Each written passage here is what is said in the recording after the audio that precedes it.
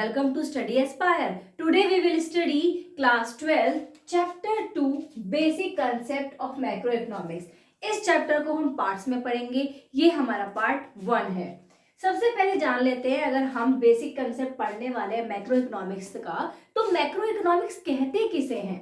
It refers to that branch of economics in which we deals with an aggregate. Means under this branch of economics we make study about the whole economy. Macro economics वो economics होती है जिसमें हम aggregate के बारे में बात करते हैं, एक बड़े लेवल पे बात करते हैं, ठीक है.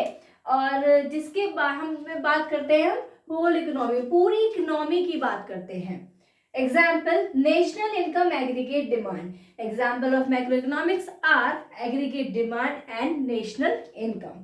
अब बात करते हैं, फर्स्ट इंपॉर्टेंट कंसेप्ट है हमारा मैक्रो इकोनॉमिक्स का डोमेस्टिक टेरिटरी. सबसे पहले तो ये जान लो, हम पढ़ रहे हैं मैक्रो इकोनॉमिक्स के कंसेप्ट, तो आपका ये कुछ इसमें ऐसे कंसेप्ट है कि आपको हर चैप्टर में काम आने वाले हैं. अगर आपको ये समझ में आ गया तो आप आगे इजिली कैच कर लोगे टॉपिक्स को. डोमेस्टिक टेरिटरी, अब बात करते हैं डोमेस्टिक टेरिटरी किसे बोलते हैं. It refers to geographical territory administered by government within which person good and capital circulate freely. देखो, डोमेस्टिक टेरिटरी उसको बोलते हैं कि कोई भी पर्सन या फिर goods and capital freely circulate हो सके.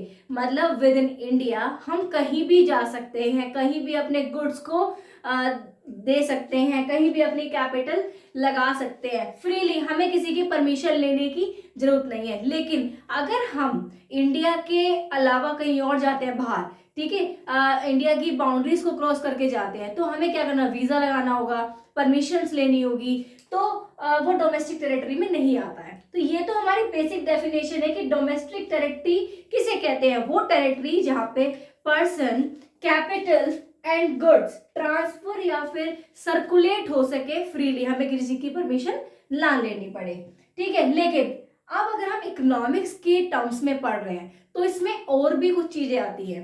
इन addition to political frontiers domestic territory also include. अब क्या क्या इंक्लूड होता है? Ships and aircraft own and operate by normal resident between 2 or more countries. अगर कोई शिप, एयरक्राफ्ट हमारे नॉर्मल रेजिडेंट चला रहा है दो या तीन कंट्रीज में, तो अगर वो हमारा नॉर्मल रेजिडेंट है, मतलब कि इंडियन है, तो वो भी हमारा डोमेस्टिक टेरिटरी में आएगा. मान लो कोई इंडिया से जा रहा है ऑस्ट्रेलिया, ठीक है, ऑस्ट्रेलिया तक जहां तक ये एयरक्राफ्ट है तो हमारे ये डोमेस्टिक टेरिटरी में आएगा, क्योंकि जो उस प्लेन को उड़ा रहा है तो वो हमारा कौन है, नॉर्मल रेजिडेंट है, इंडियन है, तो हमारा वो डोमेस्टिक टेरिटरी में आएगा. Fishing vessels, oil and natural gas rigs and floating platforms operates by the resident of a country in the international waters where they have exclusive right of operation. देखो, fishing vessels जो हमारी ships use होती हैं fishing के लिए, ठीक है. Oil and natural gas rigs मतलब होता है कंटेनर्स, जो हमारे इंटरनेशनल वाटर बॉडीज हैं, ठीक है. हमारे इंटरनेशनल वाटर्स है, वो क्या होता है, वाटर के अंदर बहुत बड़े बड़े कंटेनर्स है जिसमें क्या स्टोर किया होता है, ऑयल और नेचुरल गैस, ठीक है. तो वो भी हमारा डोमेस्टिक टेरिटरी में आएगा, क्योंकि अगर हमारा कोई कंट्री का रेजिडेंट उसको सर्कुलेट कर रहा है तो वो हमारा इसके अंदर ही आएगा. Embassies, consulates and military establishment of a country located abroad. अगर कोई अब्रॉड में एम्बेसीज है, देखो एक बात जान लो, अगर कोई अब्रॉड से इंडिया में आता है तो यहाँ पर भी उनके लिए एम्बेसीज बनाई गई है, ठीक है. क्योंकि अगर कोई अब्रॉड से आ रहा है, अगर किसी इंडियन को प्रॉब्लम हो रही है लैंग्वेज में या वो नहीं समझ पा रहे हैं, तो उनके लिए पर्टिकुलर एम्बेसीज बनाई गई है कि वो वहां से डायरेक्ट कॉन्टेक्ट कर सकते हैं. अगर कोई इंडियन अब्रॉड जा रहा है, ठीक है, उन्हें नहीं समझ में आ रहा है, तो हमारा जो इंडिया की एम्बेसीज वहां पे बनी हुई है, मान लो ये पूरा पार्ट ऑस्ट्रेलिया है और यहाँ का कोई थोड़ा सा पार्ट ये हमारी एम्बेसीज के लिए दिया हुआ है, तो फिर ये हमारा डोमेस्टिक टेरिटरी में आएगा, क्योंकि उसे वहां पे हमारा नॉर्मल रेजिडेंट चला रहा है, ठीक है. कॉन्सुलेट एंड मिलिट्री स्टैब्लिशमेंट, तो जो भी कॉन्सुलेट्स है और मिलिट्री स्टैब्लिशमेंट है वो भी डोमेस्टिक टेरिटरी में आता है।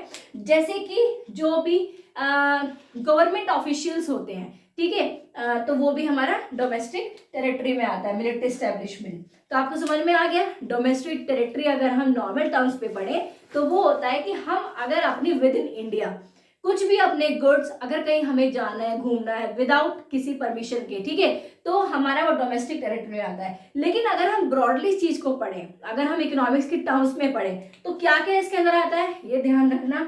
Ships and aircraft, ships and aircraft, fishing vessels, oil and natural gas, ठीक है, और embassies, consulates and military establishment, ये सब भी हमारा डोमेस्टिक टेरिटरी में आता है। Domestic territory does not include, अब हमने जान लिया कि डोमेस्टिक टेरिटरी में आता क्या क्या है। अब बात करते हैं डोमेस्टिक टेरिटरी में आता क्या नहीं है।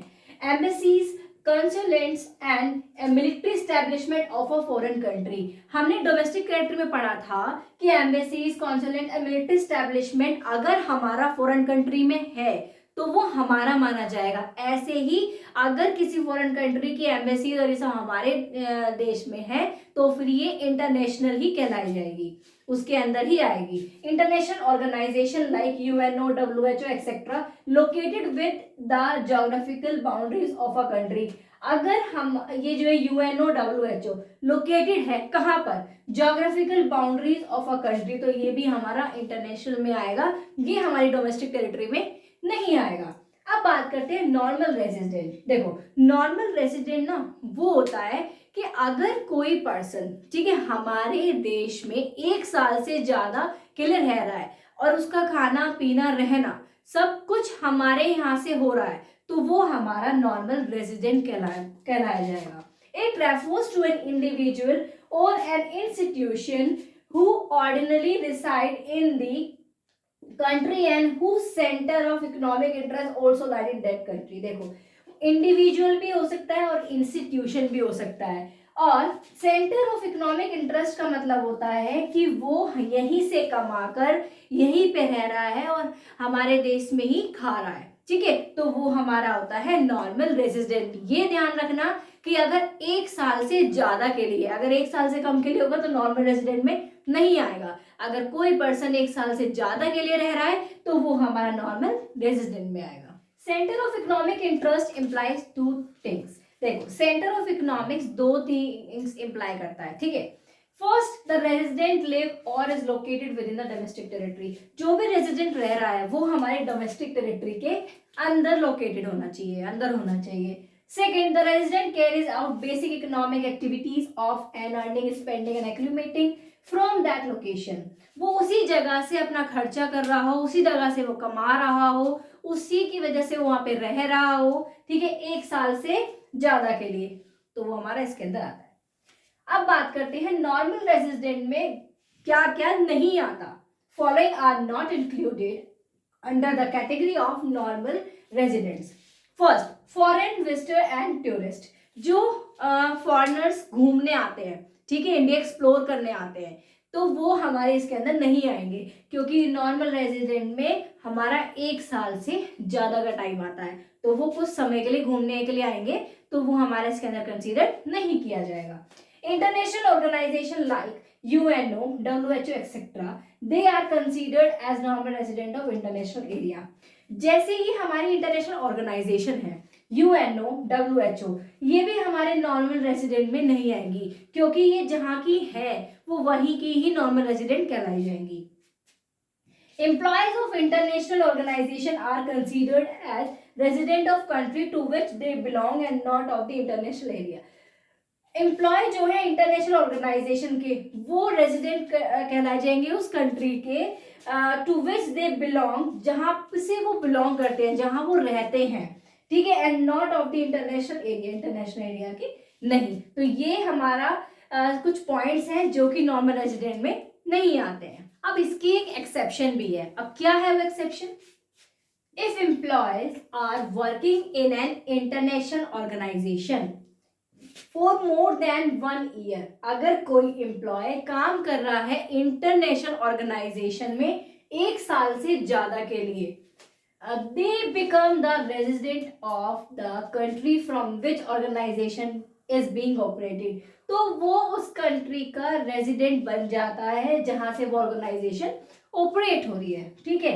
एक आते हैं crew members of foreign vessels, commercial travellers and seasonal worker provided their stay is less than 1 year. देखो जो हमारे ये क्रू मेंबर्स हैं, फॉरेन वेसल्स हैं और जो सीजनल वर्कर्स हैं वो कुछ समय के लिए आते हैं, तो वो नॉर्मल रेजिडेंट में नहीं आते क्योंकि वो 1 साल से कम के लिए आते हैं। सीजन हमारा कुछ समय के लिए होता है, वो मतलब कोई फिक्स टाइम नहीं है, किसी भी पर्टिकुलर टाइम के लिए वो आ सकते हैं, लेकिन 1 साल से कम के लिए तो वो हमारे इसमें नहीं आते हैं। अब बात करते हैं बॉर्डर वर्कर्स, वो भी हमारे नॉर्मल रेजिडेंट में नहीं आते हैं। They are considered as normal resident of a country where they live and not where they work.